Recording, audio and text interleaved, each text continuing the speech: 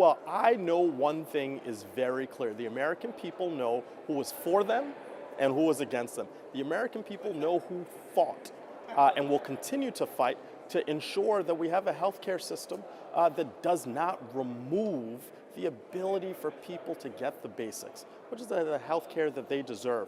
So when I look at the last 40-something days, I think about my Republican colleagues who had a vacation. I hope they're well rested and are ready to come negotiate and fight for their constituents just like I am. All shut down.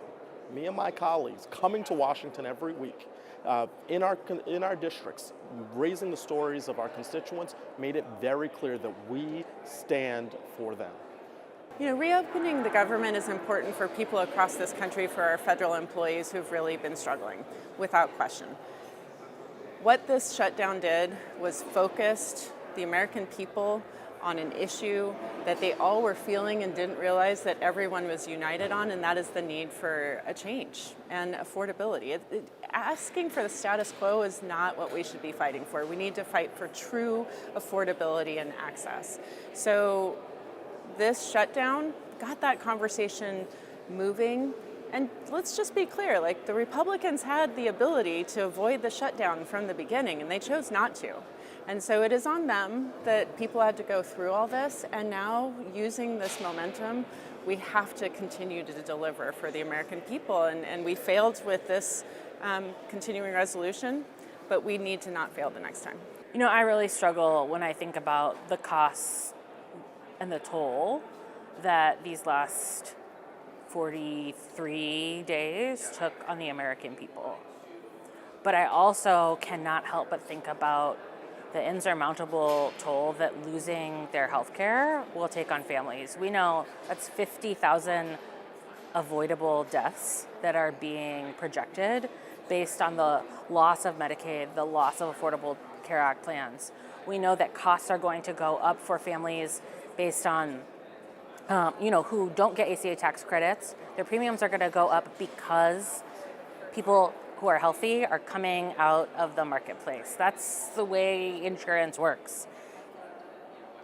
I feel like we are stuck between two really horrible options these last 43 days. And I don't know, worth it feels like a hard question to answer, but I think we have to use every tool that we have to fight to keep people healthy, to fight to ensure that they can afford the cost of living here, to ensure that we are building a future that's healthier for everyone. Well, I came to Washington to make sure I stood up for Oregonians, make sure I stood up for Americans. And I think what people really want to know is there an honest voice in here? Is there someone that's going to stand up and look out for their needs?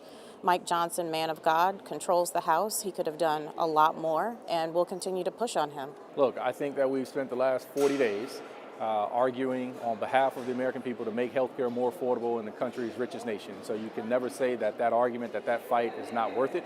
However, I do think we should have walked away with more. I think that, the uncertainty that this shutdown created should have led to us being able to get something out of this deal more than just a handshake agreement in the Senate to be able to take a future vote on healthcare premium subsidy extensions, which I think, as most people know, Republicans saying that they will hold a vote on that issue is essentially asking two wolves and a chicken to vote on what's for dinner. We know it's dead on arrival. We know it's going nowhere. And so at the end of the day, that outcome is not worth where we are. I would like to look forward, not back.